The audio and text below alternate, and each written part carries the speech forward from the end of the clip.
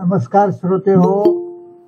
मराठी विज्ञान परिषद आणि पुण्याची महाराष्ट्र नॉलेज कॉर्पोरेशन लिमिटेड या दोन संस्थांच्या संयुक्त विद्यमाने विज्ञानगंगा ही व्याख्यानमाला सुरू आहे आणि ह्या व्याख्यानमालेमधलं 76वं पुष्प आज पुण्याच्या सावित्रीबाई फुले पुणे विद्यापीठातले भौतिकशास्त्र विभागाचे प्रमुख डॉक्टर विकास मठे हे गुंफणार आहेत.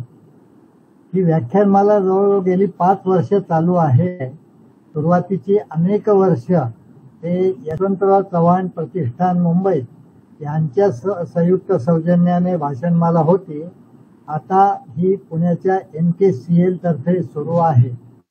या व्याख्यानमालेत आजवर अनेक शास्त्रज्ञ आणि तंत्रज्ञ यांनी व्याख्याने दिली आहेत. उदाहरणार्थ डॉक्टर जयंतराव नारळीकर, डॉक्टर अनिल काकोडकर, हवामान तज्ज्ञ रंजन केळकर, आमचे मित्र हेमंत जोगळेकर, डॉक्टर स्मिता लेले अशा अनेकांनी यामध्ये विविध विषयांवरती भाषणं दिलेली आहेत. आणि आजच्या ह्या व्याख्यानमालेमध्ये डॉक्टर विकास मठे बोलणार आहेत. त्यांच्या भाषणाचा विषय आहे पदार्थांच्या प्रक्रियेसाठी प्लाझ्मा तंत्रज्ञान. डॉक्टर मठे हे MSc आणि PhD भौतिकशास्त्रामध्ये झालेले आहेत आणि पुणे विद्यापीठामध्ये गेले 18 वर्ष पदव्युत्तर वर्गांना ते शिकवत आहेत. त्यांच्या संशोधनाचे विषय हे उष्ण आणि थंड प्लाझ्मा सिस्टीम्स, प्लाझ्मा वापरून पदार्थांच्या प्रक्रिया, DBT plasma magneto electric composites असे आहेत. आणि त्यांचा PhDचा विषय सुद्धा मॅग्नेटो इलेक्ट्रिक कंपोजिट्स असाच होता. प्राध्यापक मठे यांना अनेक पुरस्कार मिळालेत. DSTचा बायकॉस्ट फेलोशिप मिळाली आहे. DSTची तरुण वैज्ञानिकांसाठी असलेली फेलोशिप मिळाली आहे. DARCची doctor KS Krishnan research associateship त्यांना लाभलेली आहे. महाराष्ट्र अकॅडमी ऑफ सायन्सेसचा तरुण वैज्ञानिक पुरस्कार त्यांना मिळाला आहे. SN शेषाद्री पुरस्कार त्यांना मिळाला आहे. अनेक महाविद्यालयाच्या बोर्ड ऑफ स्टडीज वरती ते सल्लागार म्हणून काम करत आहेत. आणि इंडियन फिजिक्स असोसिएशनची जी पुणे शाखा आहे त्याचे ते सेक्रेटरी आहेत. आणि नुकताच त्यांना मनमोहन शर्मा पुरस्कार मिळाला आहे. मनमोहन शर्मा पुरस्कार हा महाविद्यालयात अध्यापन करणारे अथवा विद्यापीठात अध्यापन करणारे पण संशोधन करणारे असे प्राध्यापक यांना मिळतो. प्रत्येकी एक पुरस्कार हा मराठी विज्ञान परिषदेने 2016 पासून सुरू केलेला आहे. आणि 6व्या वर्षातला पुरस्कार प्राध्यापक विकास मठे यांना गोव्यामध्ये आमचं जे अधिवेशन नोव्हेंबर 2022 मध्ये झालं त्याच्यामध्ये मिळालेला आहे. आणि त्यामुळे डॉक्टर विकास मठे यांचं व्याख्यान ह्या पदार्थांच्या प्रक्रियेसाठी प्लाझ्मा तंत्रज्ञान या विषयावरती ऐकायला आम्ही सर्व उत्सुक आहोत. मी डॉक्टर विकास मठे यांना विनंती करतो की त्यांनी आता आपल्या व्याख्यानाला सुरुवात करावी. धन्यवाद. सर्वप्रथम मी मराठी विज्ञान परिषद आणि त्याचे पदाधिकारी त्यांचं मी आभार मानतो. त्यांनी आम्ही जे संशोधनाचं काम करतो भौतिकशास्त्र विभाग पुणे सावित्रीबाई फुले पुणे विद्यापीठामध्ये त्याची नोंद घेऊन मनमोहन शर्मा विज्ञान आणि तंत्रज्ञान पुरस्कार 2022 हा मला प्रदान केला. त्याबद्दल मी मराठी विज्ञान परिषदेचा शतश आभारी आहे. आजच्या व्याख्यानाचा विषय आहे पदार्थांच्या प्रक्रियेसाठी प्लाझ्मा माहिती. आमचे मिसेस बोराजकर आणि आमचे सगळे संशोधक विद्यार्थी रिसर्च स्टुडंट्स आहेत. ही टीम अर्थात ही सक्सेस आहे, एकट्याचं सक्सेस नाही, सगळ्यांचं आहे. हे आमच्या प्रयोगशाळेमधला एक फोटोग्राफ आहे जिथे ह्या सिस्टम आहेत. आमचा रिसर्च ग्रुप आहे त्याच्यामध्ये मिसेस बोराजकर ज्या रिटायर झाल्या ऍक्च्युली त्या ऍक्टिव्ह आहेत. आणि हे आमचा बाकीचा रिसर्च ग्रुप त्याच्यामध्ये PhD करणारे किंवा पोस्टडॉक करणारे विद्यार्थी आहेत. हे आमचे कोलॅबरेटर आहे डॉक्टर गुरुई, डॉक्टर भट्टाचार्यजी, doctor Umarao, doctor Dongre, doctor Geetanjali, हे आमचे कोलॅबरेटर. आम्ही वेगवेगळ्या विषयामध्ये त्यांच्याशी कोलॅबरेशन करतो. बेसिकली आम्ही ह्या प्लाझ्मा तंत्रज्ञान वापरून काही भाग आमच्याकडे करतो आणि काही भाग ते वेगवेगळ्या प्रयोगशाळेमध्ये करतात. अशा राष्ट्रीय पातळीच्या ज्या प्रयोगशाळा आहेत वेगवेगळ्या, त्यांच्याशी आमचं चांगलं कोलॅबरेशन आहे. हा आमच्या ज्या रिसर्च ऍक्टिव्हिटी चालतात त्याच्याबद्दल थोडीशी माहिती. वेगवेगळे प्रोजेक्ट्स वेगवेगळ्या फंडिंग एजन्सीकडून आम्हाला मिळालेले आहेत. तर त्याच्यामध्ये काम करणारे विद्यार्थी, PhDचे विद्यार्थी आणि MPhil वगैरे विद्यार्थी असतात. आतापर्यंत जवळजवळ 160 आंतरराष्ट्रीय पब्लिकेशन्स आम्ही मिळवू शकलो ह्या कामाच्या बेसिसवर. हे स्टुडंटची लिस्ट आहे. पोस्ट डॉक्टरल फेलो आमच्याकडे काम करतात. त्यानंतर रिसर्च ग्रँट्स ह्या वेगवेगळ्या फंडिंग एजन्सीकडून मिळालेल्या आहेत. त्यानंतर पोस्ट डॉक्टरल फेलोशिप्स आहेत की पेटेंट्स जे आहेत, आमच्या जे काही काम केलं त्याच्या बेसिसवर पेटेंट्स फाईल केलेले आहेत. आणि दीज आधी हे काही अवॉर्ड्स आणि रिकग्नायझेशन. ओके, आता तर आम्ही काय करतो की वेगवेगळ्या पद्धतीच्या प्लाझ्मा सिस्टम डेव्हलप करतो आणि त्या प्लाझ्मा सिस्टम हा वेगवेगळ्या पदार्थाच्या प्रक्रियेकरता वापरतो. त्याचबरोबर चुंबकीय पदार्थ आणि फेरोलिटिक मटेरियल्स ह्या पद्धतीचं डेव्हलपमेंट पण करतो. आणि ह्याच्याच बरोबर जे पोस्ट ग्रॅज्युएट आणि PhDचे जे विद्यार्थी आहेत त्यांच्यासाठी नवीन नवीन प्रकारचे प्रयोग किंवा प्रयोगासाठी लागणारं साहित्य घेऊन तो प्रयोग त्यांना दाखवतो, डेमॉन्स्ट्रेट करतो, अशा पद्धतीचं काम. ओके, आता सर्वसाधारणपणे हा एक जनरल ऑडियन्स लक्षात घेतला तर अगदी सिंपल गोष्टीपासून ज्यांना ज्या गोष्टी सर्वसाधारणपणे सर्वांना माहीत असतात त्याच्यापासून आपण सुरू करतो. पदार्थाच्या मूळतः 3 ज्या अवस्था आहेत त्या आपल्याला सर्वांना माहीत आहेत. सॉलिड, लिक्विड आणि गॅसेस, घन, द्रव आणि वायू, ह्या 3 अवस्था आपल्याला माहीत आहेत. तर ह्याच्यामध्ये ह्या ज्या अवस्था आहेत तर त्या पदार्थामध्ये जे काही कंटेंट असतो, पार्टिकल्स असतात, तर त्यांच्यामध्ये अरेंजमेंट कशी आहे, त्यांची एनर्जी कशी आहे, त्याच्यामधलं त्या जे काही कॉन्स्टिट्युएंट्स असतात त्याच्यामधलं डिस्टन्स किती आहे, ह्याच्यानुसार हा पदार्थ वेगवेगळ्या कॅटेगरीमध्ये डिवाइड केलेला असतो. आता उदाहरण द्यायचं झालं तर सॉलिडमध्ये कसं आहे की त्यातले पार्टिकल्स हे टाईटली बाउंड असतात एकमेकांशी आणि ते पार्टिकल्स किंवा ते जे एंटिटी आहे, ॲटम्स किंवा मॉलिक्युल्स, ते एका आपल्या एका पोझिशन भोवती व्हायब्रेट करतात ॲट अ फिक्स्ड पोझिशन. आणि त्याच्यामुळे सॉलिड किंवा घन पदार्थांना एक फिक्स्ड शेप आणि व्हॉल्यूम असं असतं.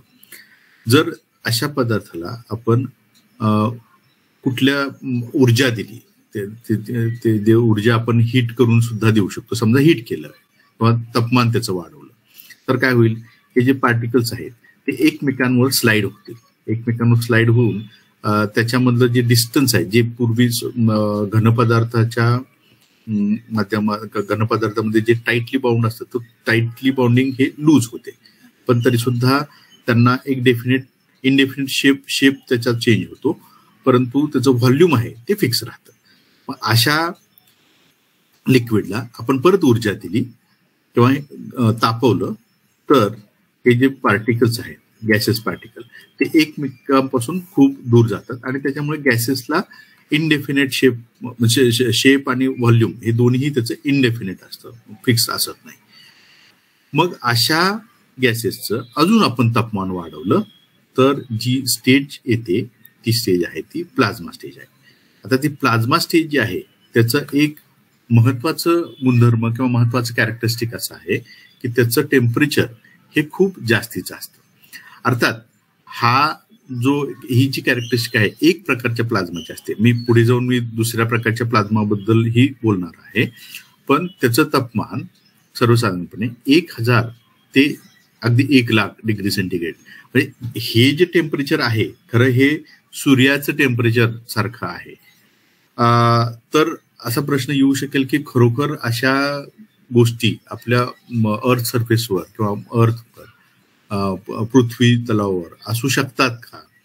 तर त्याचं उत्तर असं आहे की काही एक्सटेंट पर्यंत म्हणजे अगदी छोट्याशा व्हॉल्यूममध्ये ते शक्य आहे.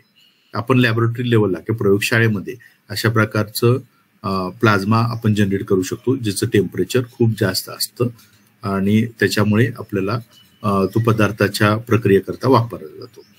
मग जसं मी म्हटलं की सॉलिड, लिक्विड आणि गॅसेस ह्या ज्या 3 स्टेट आहेत त्याचं अजून टेम्परेचर वाढवलं की त्याचा गॅसेस मधला जे गॅसेस मॉलिक्युल्स असतात म्हणजे एखाद्याचा सॉलिडचं कन्व्हर्जन लिक्विडमध्ये झालं, लिक्विडचं कन्व्हर्जन गॅसेसमध्ये झालं आणि गॅसेसला ची एनर्जी जेव्हा वाढवतो, गॅसेस म्हणजे काय असतात कुठल्या एखाद्या पदार्थाचे ऍटम्स किंवा मॉलिक्युल्स असतात आणि ऍटम्स किंवा मॉलिक्युल्स आहे त्याचं कन्व्हर्जन आयॉन्स आणि इलेक्ट्रॉन्समध्ये होतं आणि आयॉन्स आणि इलेक्ट्रॉन्स एका पर्टिक्युलर लेवलपर्यंत गेले, त्याचे कन्सन्ट्रेशन वाढलं की त्या स्टेटला आपण प्लाझ्मा स्टेट म्हणतो. म्हणजे ही प्लाझ्मा स्टेट जी आहे ही गॅसेस स्टेट सारखी आहे पण गॅसेस स्टेट नाही, कारण गॅसेसमध्ये काय असतं की न्यूट्रल्स असतात. प्लाझ्मा स्टेटमध्ये काय असतं, it is a cloud of the charge particles असतात. तर आपण सॉलिड टू लिक्विड जेव्हा कन्व्हर्जन विचार करतो दॅट इज व्हॉट त्याला मेल्टिंगच्या टर्म्समध्ये एक्सप्रेस केलं जाते किंवा त्याला मेल्टिंग म्हणतात. त्या केसमध्ये हीट एनर्जी किंवा ऊर्जा ही पदार्थामध्ये जाते. लिक्विड टू सॉलिड हे फ्रीजिंग आहे, याच्यामध्ये ऊर्जा आहे हे लिक्विडला सोडून जाते. तसंच आपण लिक्विड टू गॅस किंवा गॅस टू लिक्विड हे कन्व्हर्जन विचारात केलं की लिक्विड टू गॅस कन्व्हर्जनला आपण वेपोरायझेशन, ह्याच्यामध्ये सुद्धा ऊर्जा ही पदार्थामध्ये जाते. गॅस टू लिक्विड ह्याच्यामध्ये उलट होतं किंवा सॉलिड टू गॅस हे सुद्धा एक स्थित्यंतर आहे, त्याला आपण सब्लिमेशन म्हणतो. ह्या सगळ्या केसेसमध्ये ऊर्जा ही पदार्थामध्ये जाते. म्हणजे फेज चेंजेस जे असते पदार्थामध्ये त्याच्यामध्ये एकतर ऊर्जा पदार्थामध्ये जाते किंवा पदार्थाच्या बाहेर जाते. आता हे जे आपण डिस्कस केलं तर ते एका स्लाइडमध्ये असं सांगायचं झालं तरी सॉलिडला जेव्हा आपण काही एनर्जी देतो त्याचं लिक्विडमध्ये कन्वर्ट होतं, लिक्विडला जेव्हा काही अजून एनर्जी दिली तर तो गॅसेसमध्ये कन्वर्ट होतं, गॅसेसला अजून एनर्जी दिली तर तो प्लाझ्मामध्ये कन्वर्ट होतं. आता हा प्लाझ्मा ही जी काय स्टेज आहे किंवा ही जी टर्मिनॉलॉजी आहे ही टर्मिनॉलॉजी एडविन लँगमूर यांनी प्रपोज केली 1922 मध्ये आणि तेव्हापासून ही टर्मिनॉलॉजी प्लाझ्माच्या टर्म्समध्ये वापरली जाते. म्हणजे आता प्लाझ्मा ही आहे काय, अर्थात याला एका पर्टिक्युलर याच्यामध्ये डिफाईन न करता येत नाही किंवा त्याच्यासाठी त्याचे वेगवेगळे फॅसेट्स बघितले पाहिजे. असं म्हटलं जातं की plasma he 4th state of matter आहे. हे कधी सॉलिड, लिक्विड, गॅसेस हे 3 स्टेट आहे असं म्हटलं तर प्लाझ्मा ही 4th स्टेट आहे असं म्हटलं जातं. प्लाझ्मा ही quasi neutral gas of the charge आणि न्यूट्रल पार्टिकल आहे. जसं मी म्हटलं की गॅसेसची ऊर्जा आपण वाढवली, गॅसेसला आपण अजून एनर्जी दिली तर त्याचं आयोनायझेशन होतं. आयोनायझेशन झाल्यानंतर इलेक्ट्रॉन्स आणि आयॉन्स हे सेपरेट होतात आणि हे 100% होत नाही तर त्याच्याबरोबर काही न्यूट्रल्स असतात म्हणून त्याला क्वाझी न्यूट्रल गॅस. क्वाझी न्यूट्रल गॅस जे आहे तर ती टर्मिनॉलॉजी मी अजून पुढे थोडंसं डिस्कस करतो. प्लाझ्माचं अजून एक महत्वाचं कॅरेक्टरिस्टिक आहे की त्याला कलेक्टिव्ह बिहेवियर असतं. कारण काय आहे की प्लाझ्मामध्ये चार्ज पार्टिकल असतात. चार्ज पार्टिकल असल्यामुळे त्याच्यामधले जे कॉन्स्टिट्युएंट्स असतात त्याच्यामधला जो मॉनिटरिंग फोर्स असतो तो कुलोम्स फोर्स असतो आणि कुलोम्स फोर्स हा लॉंग रेंज फोर्स असतो. त्यामुळे त्याच्यामधले जे कॉन्स्टिट्युएंट्स असतात तर त्यांना एक कलेक्टिव्ह बिहेवियर येतं. सो प्लाझ्माची ही एक महत्वाची कॅरेक्टरिस्टिक आहे, कलेक्टिव्ह बिहेवियर. म्हणजे प्लाझ्मा डिफाईन करताना त्याला असं म्हणू शकतो एक fluid containing sufficiently large number of free charge particles causing the dynamic character to be dominated by electromagnetic forces. किंवा त्याला असंही म्हणलं जातं की क्वाझी न्यूट्रल गॅस आहे त्याच्यामध्ये चार्ज पार्टिकल्स आणि न्यूट्रल्स असतील किंवा त्याला असं म्हणतात की fully ionized gas of low density असंही डिफाईन केलं जातं. किंवा त्याला कुलम्स गॅस असंही म्हटलं जातं, किंवा त्याला असे म्हणते की fourth state of matter resembling to that, म्हणजे गॅसेस स्टेट सारखी ही एक स्टेट आहे, पण ते एक हाय टेम्परेचरला असू शकतं. आणि त्याला एक टर्म, आता ही टर्म मी जो डिबे लेंथ आहे तर तो मी इथं डिफाईन केलेला नाही, पण त्याच्या टर्म्समध्ये पण डिफाईन केली जाऊ शकते. नेचरमध्ये ऑब्झर्व्ह होणारे हे काही एक्झाम्पल्स आहेत, जसे की फ्लेम आहे, फ्लेम मध्ये सुद्धा प्लाझ्मा असू शकतो. लाइटनिंग आहे, लाइटनिंग मध्ये सुद्धा प्लाझ्मा जनरेट होतो. किंवा सन, हे आपलं सन किंवा जे स्टार आहे दिज आर दे, हे सुद्धा प्लाझ्माचे एक्झाम्पल्स आहेत. त्याच्यामध्ये सुद्धा आयोनाइज मॉलिक्युल्स किंवा ॲटम्स असतात आणि त्यामुळे ते सुद्धा एक प्लाझ्मा स्टेट आहे. आता हे वेगवेगळ्या ज्या प्लाझ्माच्या स्टेट आहेत तर त्याच्यामध्ये फरक काय असतो की त्याची number density of the charge particle आणि त्याचं टेम्परेचर हे वेगवेगळं असू शकतं. जे नेचरमध्ये ऑब्झर्व्ह होणारे हे वेगवेगळे जे एक्झाम्पल आहेत, फ्लेम आहे, इंटरस्टिशियल स्पेस आहे, सोलार विंड आहे, नेबुला आहे, मॅग्नेटिक फ्युजन रिॲक्टर, ह्या वेगवेगळ्या उदाहरणामध्ये जी नंबर डेन्सिटी, चार्ज पार्टिकलची नंबर डेन्सिटी असते ती सर्वसाधारणपणे 10⁻³ to 10⁻27 to 28 ह्या रेंजमध्ये असू शकते. वेळेस ते टेम्परेचर जे आहे अगदी 100 डिग्री पासून किंवा रूम टेम्परेचर पासून हे अगदी 10⁸ पर्यंत वगैरे असू शकतं. आता हे क्वांटिटेटिव्ह डेटा आहे की नंबर डेन्सिटी वेगवेगळ्या लॅबमध्ये, जर जो लॅबोरेटरीमध्ये असतो तर त्याची number density 10⁻16 to 10⁻20 per meter cube असू शकते. आणि त्यांची टेम्परेचर जे आहे अगदी 5 इलेक्ट्रॉन व्होल्ट पासून अगदी 100 इलेक्ट्रॉन व्होल्ट पर्यंत असू शकतं. आणि ज्याची डिबे लेंथ जी आहे ते 10⁻³ to 10⁻10 अशा रेंजमध्ये असू शकतं.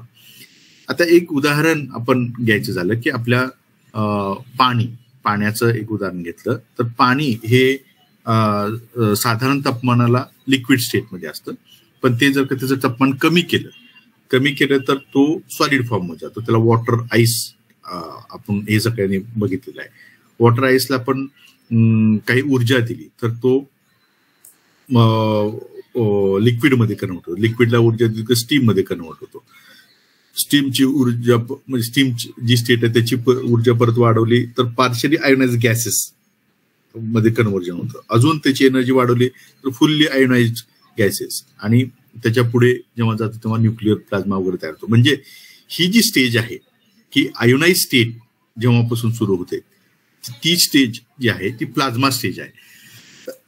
आता सर्वसाधारणपणे आपण त्याचे एनर्जी इक्विव्हॅलन्स बघितला तर 1 इलेक्ट्रॉन व्होल्ट ही ह्याचा जर का थर्मल इक्विव्हॅलन्स बघितला तर जवळजवळ 10⁴ जवळजवळ 10,000 केल्विन किंवा 1 इलेक्ट्रॉन व्होल्ट त्याचं थर्मल एनर्जी जी किंवा टेम्परेचर इक्विव्हॅलंट जे असतं ते जवळ 10 ते 11,000 केल्विन असतं. म्हणजे मी जेव्हा म्हणतो एखाद्या पदार्थाची जी अवस्था आहे त्याची एनर्जी ही 1 इलेक्ट्रॉन व्होल्ट आहे, याचा अर्थ जवळजवळ त्याचं जर तो इक्विलिब्रियम स्टेटला असेल तर त्याचं तापमान जवळजवळ 10⁴ म्हणजे 10,000 ते 11,000 केल्विन एवढं असतं. हे जे एक महत्वाचं कॅरेक्टर आहे तर तो पदार्थाच्या प्रक्रियेकरता अत्यंत उपयुक्त आहे. आता मी त्याच्याबद्दल थोडंसं अजून डिटेल पुढच्या काही स्लाइडमध्ये बोलेन. तर आता आम्ही पुणे विद्यापीठामध्ये आम्ही काय करतो की वेगवेगळ्या पद्धतीच्या प्लाझ्मा सिस्टम डेव्हलप करणं, त्याचं जे गुणधर्म आहेत, फक्त जो प्लाझ्मा तयार होतो त्याचं गुणधर्म किंवा त्याचं डायग्नोसिस करणं, आणि त्याच्यामध्ये मेनली 2 पद्धतीचे प्लाझ्मा सिस्टम बद्दल मी बोलणार आहे. त्याच्यामध्ये एक आहे कोल्ड प्लाझ्मा आणि दुसरा आहे थर्मल प्लाझ्मा. आता अगदी ह्याचं जर का उदाहरण द्यायचं झालं थर्मल प्लाझ्मा किंवा कोल्ड प्लाझ्मा, थर्मल प्लाझ्मा जे आहे प्रत्येकानं वेल्डिंग टॉर्च बघितलेली आहे. वेल्डिंग टॉर्च मध्ये जी प्लूम येते सो ते थर्मल प्लाझ्माचं एक्झाम्पल आहे.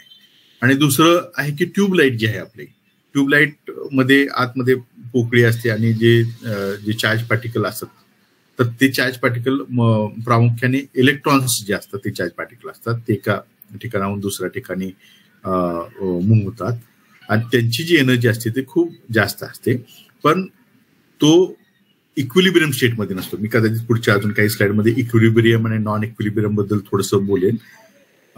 पण ट्यूबलाइट हे कोल्ड प्लाझ्माचं एक्झाम्पल आहे आणि वेल्डिंग टॉर्च किंवा सन हे जे आहे ते थर्मल प्लाझ्माचे एक्झाम्पल आहे.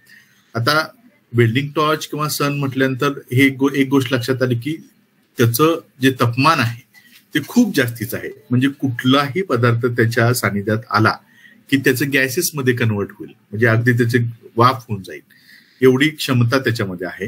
म्हणून हा जो आहे महत्वाचा जो कॅरेक्टर किंवा महत्वाचा जो गुणधर्म आहे तो नॅनो पार्टिकल जनरेशन करता वापरला जातो. मग नॅनो पार्टिकल हे तुमच्या धातूचे असतील किंवा ऑक्साईडचे असतील किंवा एखाद्या बोराईडचे असतील, सिरॅमिकचे असतील, कुठल्याही पदार्थाचं गॅसेसमध्ये कन्वर्ट करण्याची क्षमता त्याच्यामध्ये त्या प्लाझ्मा फ्लूमध्ये असते.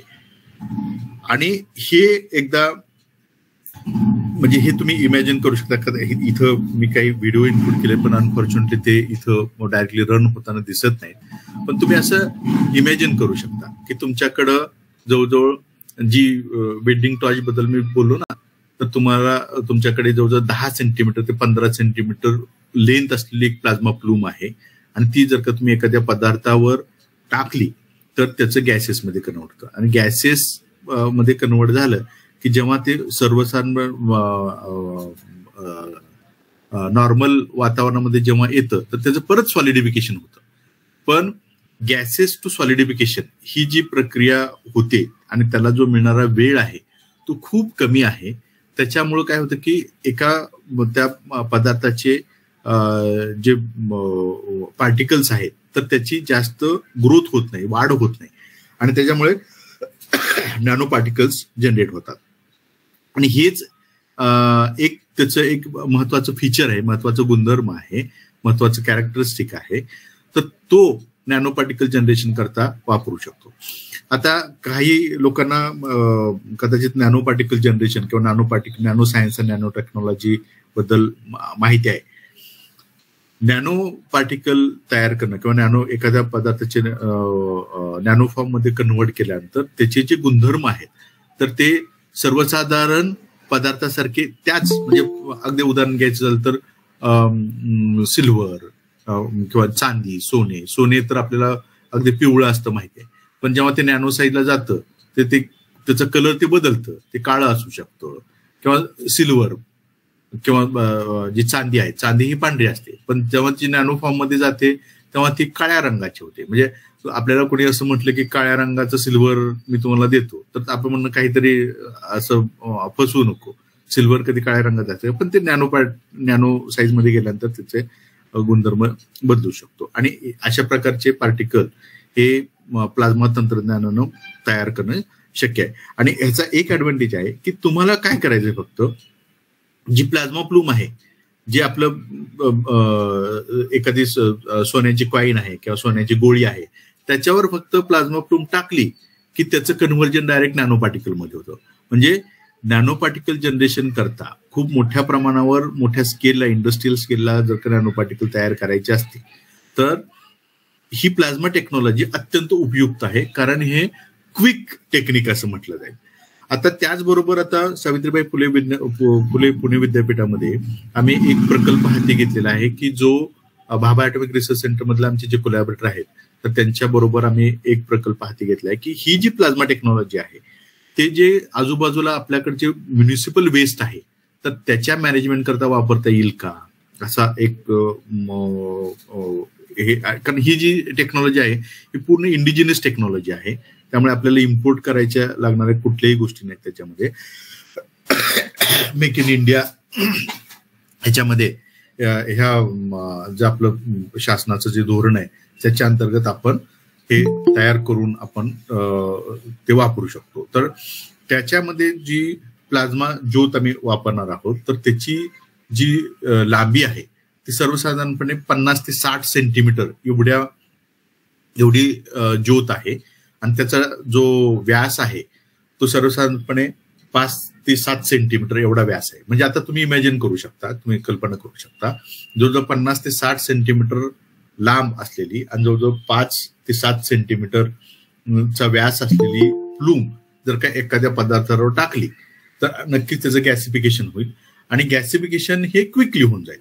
त्यामुळे जो आता सभोवताली जे अगदी ढीगच्या ढीग ह्याचे पडलेले आहेत तर त्याचं आपण कन्व्हर्जन गॅसेसमध्ये करू शकतो. आता त्याच्यामध्ये होतं काय की गॅसेस मध्ये जेव्हा कन्व्हर्जन होतं तर ते जर का जास्त घातक असतील तर ही टेक्नॉलॉजी तेवढी सक्सेसफुली वापरता येणार नाही. पण त्याच्यानंतर आपण जे गॅसेस जनरेट होतात, जे पार्टिकल, जे कार्बोनिशियस प्रोडक्ट जनरेट होतात, तो आपण स्क्रबर मधून पास करू शकतो आणि जे काही घातक गॅसेस निर्माण होणार आहेत तर त्याला आपण नलिफाय करून शेवटी कार्बन डायऑक्साईड हे बऱ्याचशा ऑर्गॅनिक सबस्टन्सेस बनवण्याकरता प्युअर कार्बन डायऑक्साईड मिळाला तर त्यांना तो पाहिजे असतो. जसं की नॅशनल केमिकल लॅबोरेटरीमध्ये जे आमचे कोलॅबोरेटर आहेत तर ते म्हणतात की तुमच्याकडे कार्बन डायऑक्साईड जर का प्युअर फॉर्म मध्ये तयार होत असेल तर आम्हाला लागेल तो, ते पुढच्या प्रक्रियेकरता ते वापरले जाते.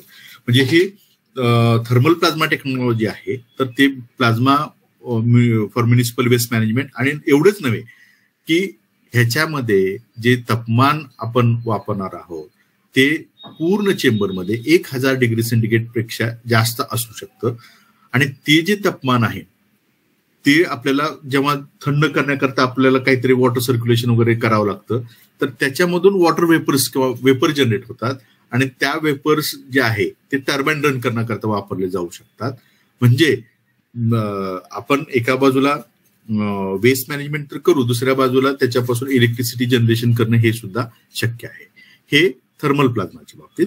आणि कोल्ड प्लाझ्मा ह्याचे सुद्धा बरेचसे ऍप्लिकेशन्स आहेत. तर त्याचे ऍप्लिकेशन्स मेनली जे आपले स्पेस व्हेकल आहेत, जे चंद्रयान किंवा हे आपले कम्युनिकेशन करता जे सॅटेलाइट आपण लॉन्च केलेले आहेत तर त्याच्या जो बाह्य सरफेस आहे, बाहेरचा सरफेस आहे, त्याच्या तो जेव्हा पृथ्वीच्या वातावरणामध्ये जेव्हा ते स्पेस व्हेकल एंट्री करतं तिथं सुद्धा प्लाझ्मा जनरेट होतो आणि तो त्या ज्या प्लाझ्मा स्पेसिस असतात त्या प्लाझ्मा स्पेसिसचं त्या मटेरियलबरोबर काय इंटरॅक्शन होऊ शकतं हे अभ्यासणं हे इस्रोच्या शास्त्रज्ञांचा एक मोटिवेशन किंवा एक त्यांच्या अभ्यासाचा भाग असतो, ते जे समजणं अत्यंत महत्वाचा असतो. आणि आम्हाला सांगायला अभिमान आहे की आम्ही सुद्धा त्या एका अभ्यासाचा भाग आहोत. कोल्ड प्लाझ्मा आम्ही लॅबोरेटरी लेवलला प्लाझ्मा सिस्टम डेव्हलप केलेली आहे आणि त्यात मेनली जसं की ॲटॉमिक ऑक्सिजन आहे किंवा ॲटॉमिक नायट्रोजन आहे किंवा बाकीच्या ज्या प्लाझ्मा स्पेसिस जनरेट करून त्या थर्मल प्रोटेक्टिंग सिस्टम जे आहे त्याच्याबरोबर काय इंटरॅक्शन होऊ शकतात हा सुद्धा आम्ही एका अभ्यासाचा भाग म्हणून घेतलेला आहे. त्याचबरोबर पॉलिमर सरफेस, आता बायोकम्पॅटेबल पॉलिमर च्या सरफेस जो आहे तो मॉडिफाय करायचा आणि काही बायोलॉजिकल ऍप्लिकेशन जसे की आम्ही tissue engineering, bone tissue engineering, वृद्धपकालामध्ये काय होतं की आपल्या हाडाच्या पेशींची जी वाढ आहे ती खूप कमी झालेली असते. त्यामुळे एखादी इजा झाली वयोवृद्ध असताना तर ती जखम किंवा ती जी झीज आहे ती लवकर भरून निघत नाही. पण काही पॉलिमर, बायोकम्पॅटेबल पॉलिमर जर का आपण त्यांचा सरफेस मॉडिफाय केला आणि त्याला इम्प्लांट असं लावलं तर जे बोन टिश्यू आहेत तर त्याची ग्रोथ वाढू शकते. हे आम्ही संशोधनाच्या माध्यमातून सिद्ध करून दाखवलेलं आहे.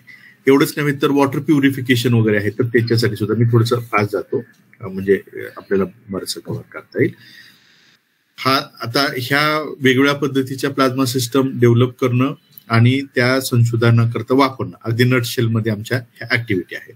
तर ह्या वेगवेगळ्या ज्या सिस्टम तयार केल्या त्याच्यामध्ये थर्मल प्लाझ्मा सिस्टम, त्याच्यामध्ये DCR थर्मल प्लाझ्मा सिस्टम, त्याच्या DCR थर्मल प्लाझ्मा सिस्टम म्हणजे 2 पद्धतीच्या प्रामुख्यानं सिस्टम आम्ही डेव्हलप केलं, सिंगल टॉर्च आणि डबल टॉर्च.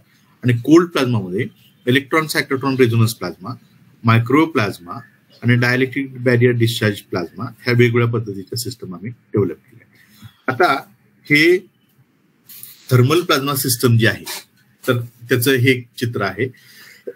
ही अत्यंत सिंपल सिस्टम आहे. त्याच्यामध्ये फक्त 2 इलेक्ट्रोड्स आहेत. 2 इलेक्ट्रोड मध्ये तुम्ही एक पोटेन्शियल अप्लाय केलं की त्याच्यामध्ये प्लाझ्मा जनरेट होतो आणि तो आम्ही संशोधनाकरता वापरतो. ही दुसरी एक टॉर्च आहे इथं सेंटरला आणि खाली त्याचा दुसरा इलेक्ट्रोड आहे आणि हा आमचा प्लाझ्मा चेंबर आहे.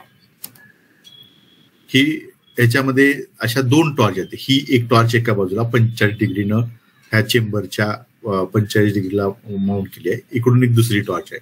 हे 2 बाजूनं 2 अशा टॉर्च येत आहेत आणि इथं जो सेंटरला ह्या सेंटरमध्ये तुम्हाला ज्या पदार्थाचे नॅनो पार्टिकल्स बनवायचे आहेत तर त्याच्यावर तुम्ही इम्पिच करू शकता, त्याच्यावर टाकू शकता आणि हा जो चेंबरचा आतला सरफेस आहे त्याच्यावर ते नॅनो पार्टिकल डिपॉझिट होताना दिसते. ही जी सिस्टम आहे ती वेस्ट मॅनेजमेंट करता तयार केलेली आहे. आता इथं हे पिक्चर जे आहे ह्याच्यामध्ये थोडंसं मी तुम्हाला सांगतो की ही प्लाझ्मा टॉर्च आहे. इथं जो मटेरियल ज्याचे आपल्याला पार्टिकल्स नॅनो पार्टिकल्स बनवायचे ते तुम्ही इथं ठेवू शकता आणि ही जी लेंथ आहे ही सर्वसाधारणपणे 10 ते 15 सेंटीमीटर आणि सर्वसाधारणपणे एक 5 सेंटीमीटर डायमीटर एवढी त्याची प्लूम लेंथ असू शकते. हे जे डिस्टन्स आहे 2 किंवा प्लाझ्मा प्लूमचं जे लेंथ आहे तर ते आपण अगदी काही सेंटीमीटर पासून अगदी 10-15 सेंटीमीटर पर्यंत आपण बदलू शकतो. ह्याच्यामध्ये एक टॉर्चला मुव्हिंग मेकॅनिझम दिलेला आहे. तर इथं एक पिक्चर दिसतं त्याच्यामध्ये ही प्लाझ्मा प्लूम दिसते. आता एकदा रन होतो का ते प्लाझ्मा प्लूम बघतो. जर का रन होत असेल तर सगळ्यांना तो बघता येईल. बहुतेक इथं दिसणार नाही असं दिसतंय.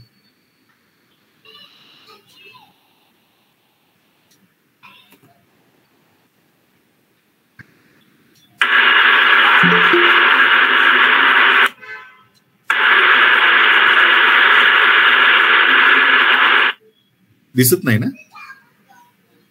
दिसते की नाही दिसत? व्हिडिओ दिसता?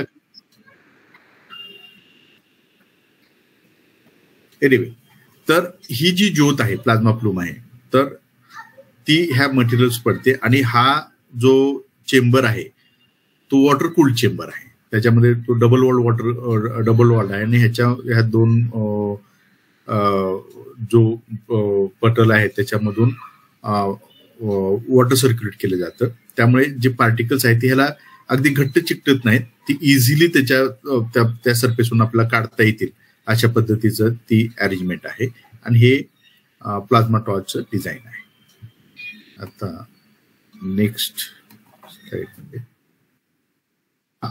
आता हे काही प्रयोग केले आणि जी प्लाझ्मा प्लूम आहे त्याचं किती तापमान असू शकेल त्याच्यासाठी ऑप्टिकल इमिशन स्पेक्ट्रोस्कोपिक टेक्निक वापरली आणि असं लक्षात आलं की हे जे आहे ऍक्सियल डिस्टन्स आहे नोझलचं तर ते सर्वसाधारणपणे 11,000 केल्विन ते सर्वसाधारणपणे 5,000 केल्विन. म्हणजे जसं जसं तुम्ही त्या प्लाझ्मा प्लूम लेंथला टॉप पासून बॉटम कडे जाल तसं एवढं तापमान तुम्हाला मिळू शकतं. अर्थात हे तापमान हे एवढंच असेल असं नाही. तुम्ही ऑपरेटिंग कंडिशन काय ठेवता, तुमच्या प्लाझ्मा फॉर्मिंग गॅस कुठला आहे, कुठल्या डिस्टन्सला तुम्ही बघताय, ह्या सगळ्या गोष्टीवरती अवलंबून असेल. फक्त ह्या स्लाइडमध्ये एवढं सांगता येईल की जे तापमान ह्या प्लाझ्मा फ्लो मध्ये आहे ते अगदी 5 ते 10,000 केल्विन. म्हणजे कुठलाही पदार्थ ठेवला तर त्याला गॅसिफाय करण्याची, त्याचं गॅसेसमध्ये कन्वर्ट करण्याची क्षमता त्याच्यामध्ये आहे.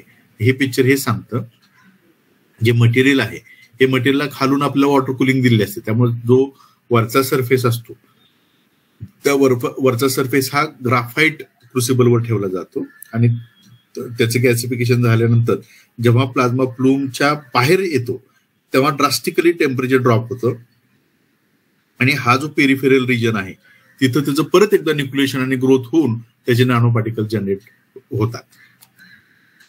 हे परत एक दुसरं पद्धतीनं प्रेझेंट केलेलं आहे. हा जो ए रिजन आहे हे जो कॅथोड आहे, कॅथोडच्या जवळचा ए रिजन आहे, तिथं हे टेम्परेचर 11,000 केल्विन असतं. तर हे पेरिफेरल जो रिजन आहे प्लाझ्मा प्लूमचा एफ रिजन, तिथं टेम्परेचर हे 1,000 केल्विन असतं. म्हणजे सर्वसाधारणपणे काही सेंटीमीटरच्या अंतरामध्ये 11,000 केल्विन पासून 1,000 केल्विन पर्यंत एवढं ड्रास्टिक टेम्परेचर ड्रॉप होतं आणि ज्याच्यामुळे आपल्याला नॅनो पार्टिकल फॉर्मेशन करणं शक्य होतं. हे परत त्याचं एक पिक्टोरियल प्रेझेंटेशन आहे. ही प्लाझ्मा प्लूम आहे, एका बाजूला प्लाझ्मा प्लूम आणि दुसऱ्या बाजूला त्याचा टेम्परेचर प्रोफाईल दिलेला आहे. इथे लक्षात येतं तुमच्या, हा जो पेरिफेरल रिजन आहे तर याचं इथलं टेम्परेचर हे 1000 केल्विन आहे. तर हा जो सेंट्रल रिजन आहे त्याचं टेम्परेचर अगदी 15,000 केल्विन पर्यंत वगैरे सुद्धा जाऊ शकतं. आणि हे त्याच्यामध्ये वेगवेगळे टेम्परेचर झोन्स तयार होतात, ज्याच्यामध्ये जसं जसं तुम्ही प्लाझ्मा प्लूमच्या सेंटर पासून त्याच्या कडेला जाल तसं त्याचं टेम्परेचर ड्रास्टिकली कमी होतं. आणि हे किती सर्वसाधारणपणे 2 ते 3 सेंटीमीटर ह्या डिस्टन्समध्ये होतं. तर ह्याच्यामध्ये काय होतं की एखादा पदार्थ त्याच्या लिक्विड स्टेटमधून सॉलिड स्टेटचं ट्रान्सफॉर्मेशन होऊ शकतं किंवा त्याचं वेपर स्टेटमधून सॉलिड स्टेटमध्ये ट्रान्सफॉर्मेशन होऊ शकतं. आणि हे समजून घ्यायचं असेल तर त्या पदार्थाची न्यूक्लिएशन आणि ग्रोथ मेकॅनिझम किंवा ग्रोथ प्रोसेस काय आहे हे अभ्यास करणं हे खूप इंटरेस्टिंग आहे. तर इथं जे नॅनो पार्टिकल जनरेट होतात तर ते होमोजिनियस न्यूक्लिएशन ह्या पद्धतीने होतात. ह्या डिटेलमध्ये मी जात नाही कारण हा एक जनरल ऑडियन्स असेल तर, पण हे सर्वसाधारणपणे लक्षात येईल. हे स्कीमॅटिक किंवा पिक्टोरियल डायग्राम आहे. प्लाझ्मा प्लूम पडलं, त्याचं गॅसेसमध्ये कन्वर्ट झालं, रिॲक्टिव्ह गॅसेसच्या जेव्हा सानिध्यात येतात तेव्हा दुसऱ्या पद्धतीचे मॉलिक्युल्स तयार होतात आणि नंतर त्याचं एक सॉलिड पार्टिकल्समध्ये कन्व्हर्जन होतं. आता हा एक जसं जसं तुम्ही प्लाझ्मा प्लूम पासून लांब लांब जाल, वेगवेगळ्या टेम्परेचर झोनमध्ये जाल, तेव्हा काय काय शक्यता आहेत हे दाखवणारी स्लाइड आहे. हे त्याचे टिपिकल ऑपरेटिंग पॅरामीटर तुमच्या लक्षात येईल की जो करंट आम्ही वापरलेला आहे ते सर्वसाधारणपणे 200 अँपिअर पर्यंत करंट वापरलं आहे. त्यावेळेला त्याचं व्होल्टेज जे असतं ते सर्वसाधारणपणे 40 ते 50 व्होल्ट एवढं असतं. आणि ही पूर्ण सिस्टम इंडिजिनियस असल्यामुळं तुम्हाला वेगवेगळ्या प्रकारच्या शक्यता तिथं पडताळून पाहता येऊ शकतात. आता प्लाझ्मा हा 2 प्रकारचा असतो, एक थर्मल प्लाझ्मा आणि दुसरा कोल्ड प्लाझ्मा. थर्मल प्लाझ्मामध्ये जे प्लाझ्माचे कॉन्स्टिट्यूएंट्स असतात, मगाशी मी म्हटलं की त्याच्यामध्ये चार्ज पार्टिकल आणि न्यूट्रल्स असतात. चार्ज पार्टिकलमध्ये इलेक्ट्रॉन्स, आयॉन्स असतात. इलेक्ट्रॉन ह्यांचं वस्तुमान किंवा मास जे आहे ते खूप कमी असतं. आयॉन्सचं वस्तुमान किंवा मास हे खूप जास्त असतं. त्याच्यामुळे इलेक्ट्रॉनची एनर्जी आणि आयॉनची एनर्जी वेगवेगळी असू शकते. जेव्हा इलेक्ट्रॉनची एनर्जी, आयॉनची एनर्जी आणि गॅसेस किंवा न्यूट्रलची एनर्जी ही जवळजवळ सारखी असेल तर त्याला लोकल थर्मोडायनॅमिकल इक्विलिब्रियम प्लाझ्मा असं म्हणतात. आणि welding torch is example of the local thermodynamically equilibrium plasma.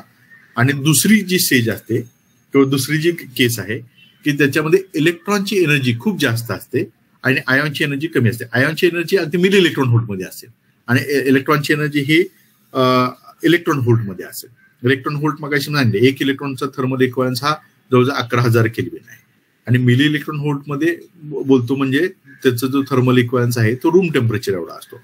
म्हणून नॉन थर्मोडायनॅमिकल इक्विलिब्रियम प्लाझ्मामध्ये इलेक्ट्रॉनची एनर्जी जास्त असते आणि आयॉनची एनर्जी कमी असते. ती जवळजवळ रूम टेम्परेचरच्या जवळ असते, म्हणून त्याला तो कोल्ड प्लाझ्मा असं म्हणतात.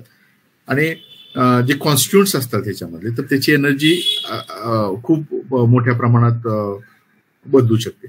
म्हणून लो प्रेशर प्लाझ्मा किंवा लो प्रेशर म्हणजेच कोल्ड प्लाझ्मा आणि हाय प्रेशर प्लाझ्मा जो आहे तो थर्मल प्लाझ्माचं एक्झाम्पल.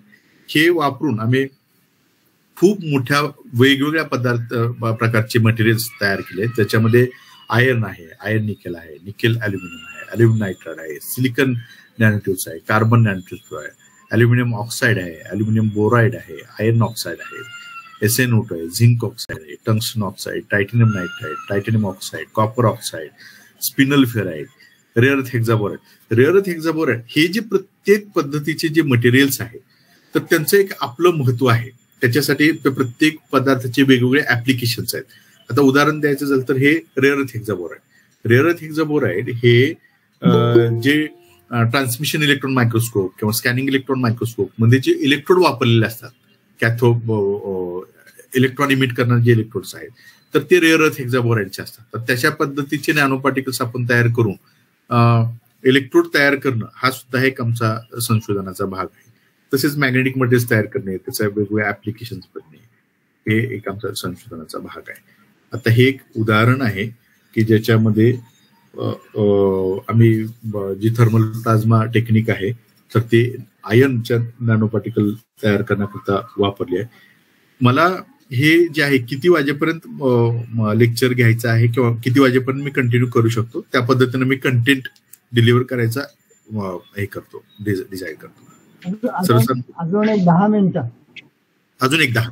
ओके ठीक आहे. तर ह्याच्या फार डिटेलमध्ये मी जात नाही. फक्त कसं आहे की याच्यामध्ये हे phase diagram tuning, phase diagram प्रमाणे त्याचं जे पेरिफेरल रिजन आहे प्लाझ्मा फ्लूमचा तो आपण मॅनेज करू शकतो आणि पदार्थाचे गुणधर्म आपण वेगवेगळे हे करू शकतो, आपल्याला मिळवू शकतो. एक मिनिट, स्लाइड. आता ह्याच्यामध्ये सांगण्यासारखा भाग असा आहे की जो आयर्न आहे, आता ही जी प्लाझ्मा, जेव्हा त्या रिॲक्टरचं प्रेशर हे 1000 टॉर एवढं असतं तर ही प्लाझ्मा प्लूम जी आहे खूप अशी कॉन्स्ट्रिक्ट झालेली आहे. पण जसं जसं आपण प्रेशर कमी करत गेलो तसं जसं तो जो प्लाझ्मा प्लूम आहे त्याचा स्प्रेड असा वाढत गेलेला आहे आणि त्याच्यामुळं जो पेरिफेरल रिजन आहे त्याच्यामध्ये जो टेम्परेचर आहे, तापमान आहे, ते वेगवेगळं असू शकतं. आणि त्याप्रमाणे वेगवेगळ्या एकाच पदार्थ म्हणजे आयर्न सगळ्यांना माहिती की तो फेरोमॅग्नेटिक आहे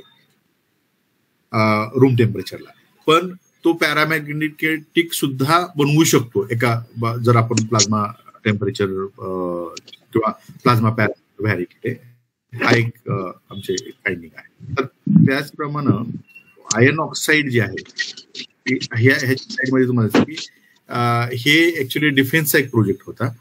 तर त्याच्यामध्ये काय होतं की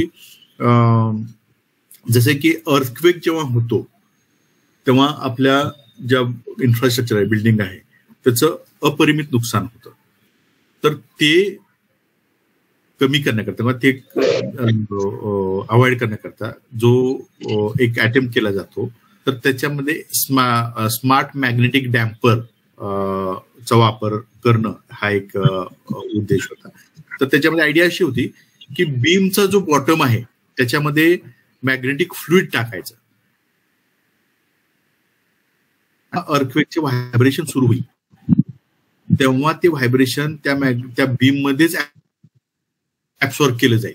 आणि जर का तसं करायचं असेल तर त्याच्यामध्ये एक फ्लुइड असं तयार केलं पाहिजे त्याच्यामध्ये मॅग्नेटिक पार्टिकल स्प्रेड केले जातील आणि ती स्प्रेड केली ते व्हायब्रेशन ऍब्सॉर्ब केले जातील.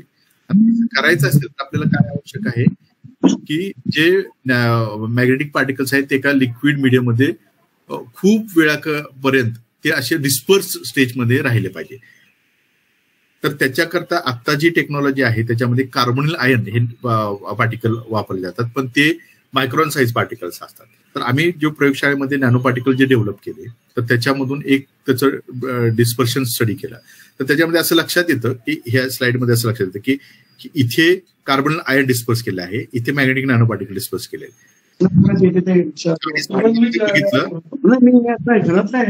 40 मिनिटांमध्ये कार्बोनिल आयर्न आहे तो पूर्ण सेटल होऊन जातो, पण नॅनो पार्टिकल सेटल होत नाहीत. आणि हा फक्त 40 मिनिटच नाही तर आम्ही जवळजवळ 8 आठवड्यापेक्षा जास्त आम्ही बघितलेलं आहे. तर हे नॅनो पार्टिकल जे मध्ये तयार केले आहेत ते अशाच पद्धतीने डिस्पर्स राहतात आणि हे त्याचं एक मोठं ऍप्लिकेशन आहे. तर हे डिफेन्स ऍप्लिकेशन मध्ये जो नॅनो अल्युमिनियम लागतो तोही आम्ही इथे तयार केलेला आहे. त्याचाही आम्ही इन डेप्थ स्टडी केला आहे. मॉर्फोलॉजी ट्युनिंग वेगवेगळ्या पदार्थाचा आपण करू शकतो. तर ही त्याचा एक डिटेल स्टडीचा भाग आहे. तर मी थोडासा जो कोल्ड प्लाझ्माचा जो स्टडी केलेला आहे तर त्याच्याबद्दल मी थोडंसं बोलतो. अनफॉर्च्युनेटली हे जे व्हिडिओ आहेत ते रन होत नाहीत, त्यामुळे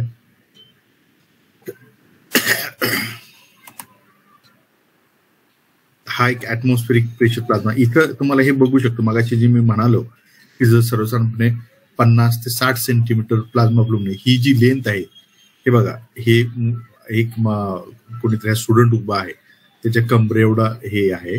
तर इथून इथपर्यंत जवळजवळ 50 ते 7 सेंटीमीटर एवढी प्लाझ्मा फ्लुम लेंथ हे आमच्या प्रयोगशाळेमध्ये आम्ही बनवून दाखवलेली आहे. इलेक्ट्रॉन सायक्लोट्रॉन रेझोनन्स प्लाझ्मा हे कोल्ड प्लाझ्माचं एक्झाम्पल आहे. तर त्याच्यामध्ये जो स्पेस व्हेकल आहे ही स्पेस व्हेकल मध्ये जे थर्मल प्रोटेक्टिंग सिस्टम जी वापरली जाते त्याची एक टाईलचं पिक्चर आहे.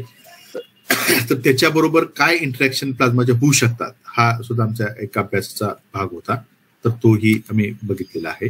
तर हे त्याचे स्कॅनिंग इलेक्ट्रॉन मायक्रोस्कोपिक पिक्चर्स आहेत. तर एक स्लाइड तुम्हाला दाखवतो त्याच्यामध्ये जे इंटरॅक्शन हे बघा.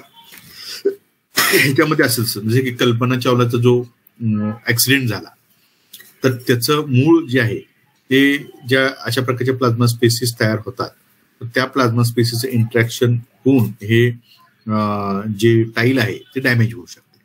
तर ती किती प्रमाणात डॅमेज होते किंवा काय होऊ शकतं त्याचा एक अभ्यास मी केलेला आहे. डिटेल्स मध्ये मी जात नाही. वेगवेगळ्या तापमानाला वगैरे बघितलेला आहे तो कसा डॅमेज. हा एक दुसरा एक महत्वाचा अटेम्प्ट आम्ही केला की जे नायलॉन 6 किंवा अल्ट्रा हाय मॉलिक्युलर वेट पॉलिइथिलीन अशा प्रकारचे जे पॉलिमर्स आहेत जे बायो मेडिकल ऍप्लिकेशन्स मध्ये स्कॅफोल्ड म्हणून वापरले जातात. तर त्याचा जो सरफेस आहे तो मॉडिफाय करून तो टिश्यू इंजिनिअरिंग करता वापरलेला आहे. त्यानंतर डायलेक्ट्रिक बॅरियर डिस्चार्ज प्लाझ्मा हा सुद्धा एक अत्यंत प्रभावी यंत्रणा आहे किंवा प्रभावी प्लाझ्मा. हे आपल्या अगदी पेन सारखं आहे. आपल्याला खिशाला लावणारा पेन आहे त्या साईज आणि शेपचा आहे. तर तो सुद्धा वॉटर प्युरिफिकेशन करता किंवा इव्हन आम्ही सध्या काही ऍग्रिकल्चर एक्सपेरिमेंट सुद्धा सुरू केले आहेत की सीड ट्रीटमेंट बिफोर सोईंग ते करून त्याच्यावर काय परिणाम होतो हे आम्ही बघतो. तर तो जो भाग आहे तोही अत्यंत महत्वाचा आहे. तर इथे तुम्हाला दिसतं की अत्यंत खराब असलेलं अत्यंत पोल्युटेड वॉटर जे आहे ते फायनली तुम्हाला अगदी क्लीन वॉटरमध्ये कन्व्हर्जन होऊ शकतं.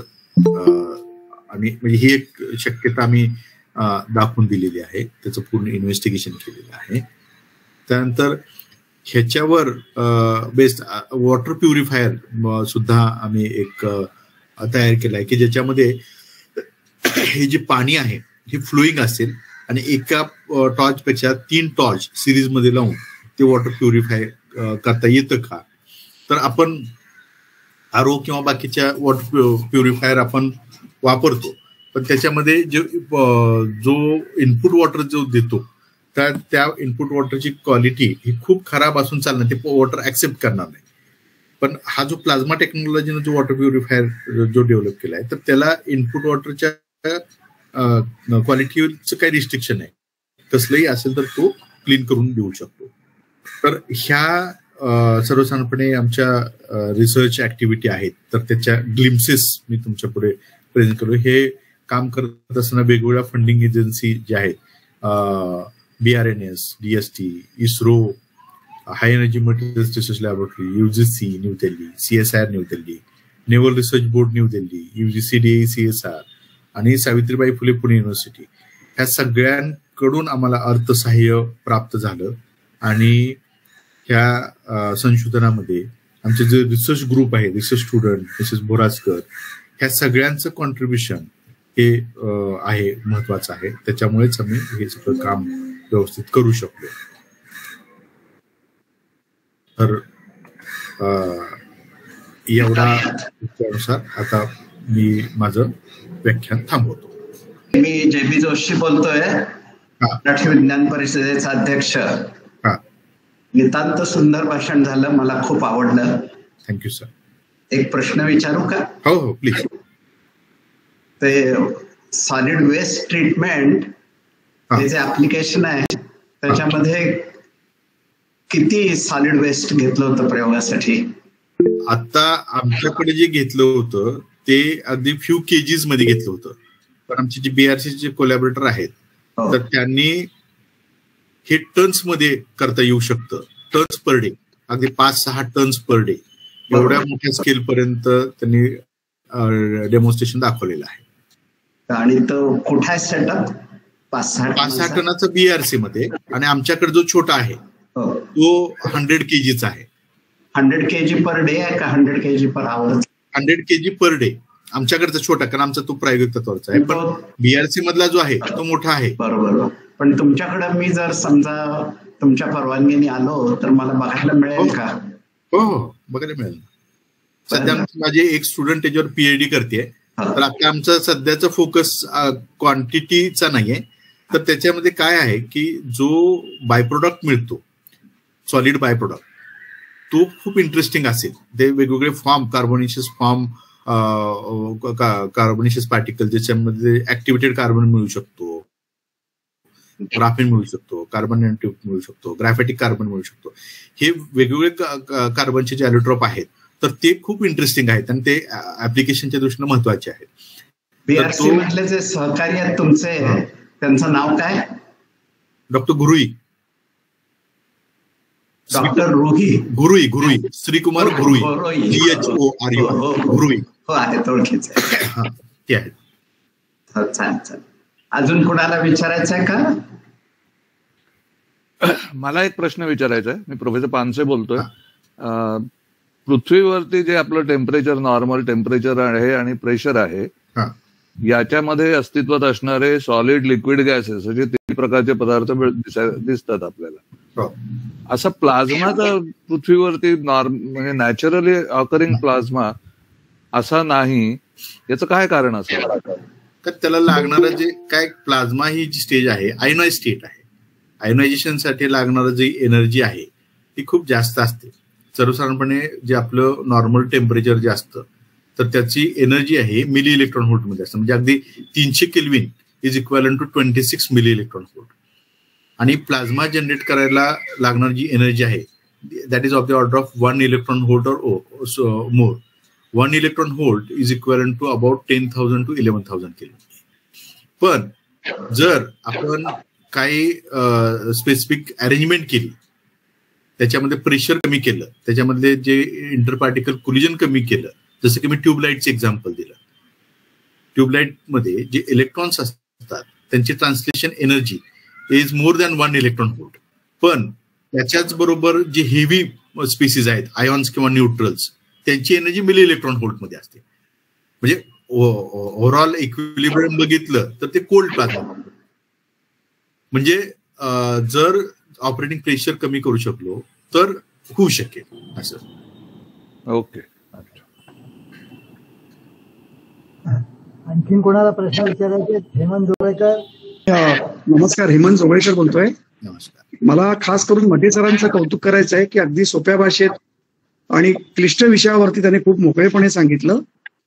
आणि वेगळ्या एका विषयासाठी कौतुक करायचं आहे की मी त्यांच्याशी काल बोललोय आणि आपल्या परिषदेबद्दलची माहिती त्यांना संमेलनात असल्यामुळे आलीच आहे. आणि मी त्यांना असं आर्जव केलं की तुम्ही आमचे सभासद व्हा आणि डॉक्टर मठेने ते आनंदाने मान्य केलंय. त्यामुळे आपल्याला एक खूप चांगले आजीवन सभासद मिळत आहेत, याचं मला त्यांचं कौतुक करायचं आहे. छान छान, वेलकम. Thank you sir. ओके. स्मिताताई, तुम्हाला काय विचारायचंय? फूड मध्ये सुद्धा प्लाझ्मा ट्रीटमेंट देतात. तर जसं मायक्रोवेव्ह नवीन आलं तेव्हा एक लोकांच्या मनात किंवा इव्हन इरॅडिएशन की काहीतरी त्याचं कायमचे दुष्परिणाम होतील का हेल्थला, तर तसे कोल्ड प्लाझ्मा राईस ट्रीटमेंट वगैरे केले तर काय, तुमचं काय मत आहे ॲज अ सायंटिस्ट? कशाचा? Food processing.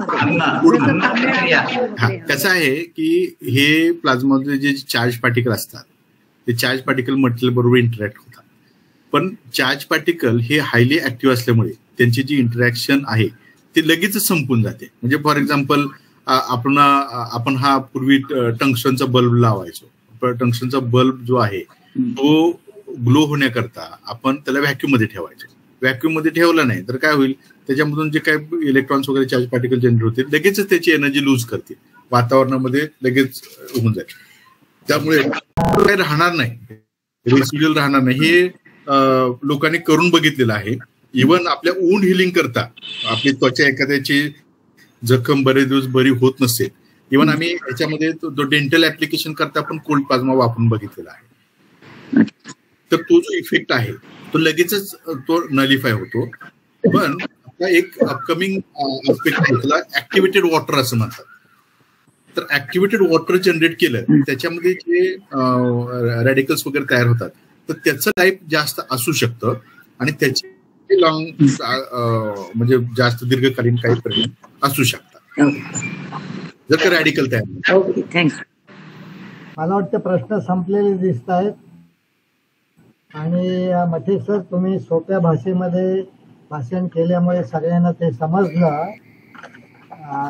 दुसरी गोष्ट अशी की त्याचे काही उपयोग ज्याचा उल्लेख JB जोशी सरांनी केला, कारण तेही सध्या या सॉलिड वेस्ट हिंदू कॉलनीत काही मुंबई म्युन्सिपाल्टीच्या मदतीने काम करू इच्छितात.